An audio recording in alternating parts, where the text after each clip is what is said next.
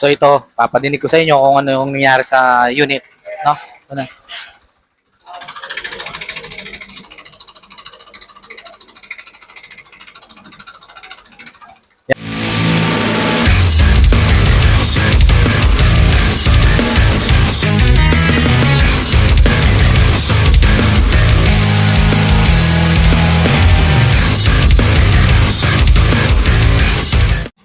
Ayan, mga kalikot, meron tayong ngayon servisan. So ito yung Click 125 version 2. So ito, papadinig ko sa inyo kung ano yung nangyari sa unit, no? Ano?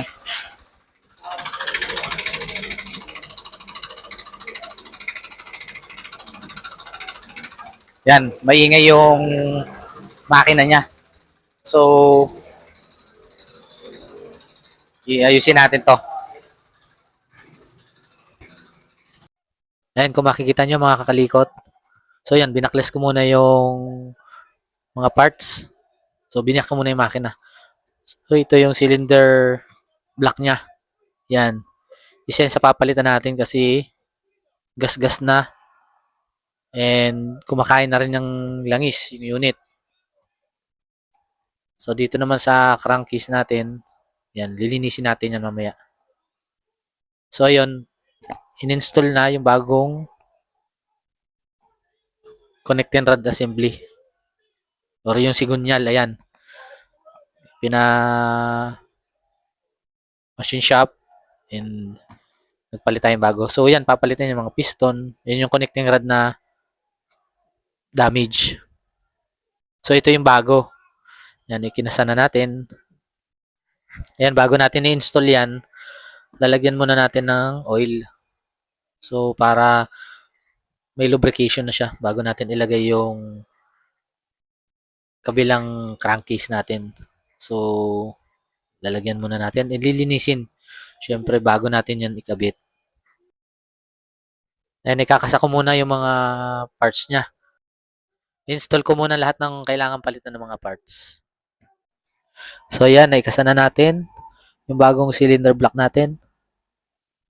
So mga gasket, ikasa na rin natin. Yan, naiayos na yan. Yung mga pinagkakalas natin. So check natin. Yan. Kung nasa ayos. Bago natin, syempre, yan. Make sure na maayos. And naka standard torque ang mga bolts. Ayan, naikabit na lahat ng mga kailangan natin. Yung mga kailangan nating palitan. So, okay na siya. Ang gagawin na lang natin, so ikakasa ko na lang to sa pinaka-body niya. Itong engine. Ilalagay ko na lang to. 6 hours later. So, yan mga kakalikot. Natapos na natin gawin yung Click 125 version 2. So, ito na siya. Naikasa na natin lahat ng parts. Mga kailangan natin palitan. Doon nga sa pag-iingay ng motor, okay na. So papadinig ko sa inyo kung ano yung tunog na ng motor.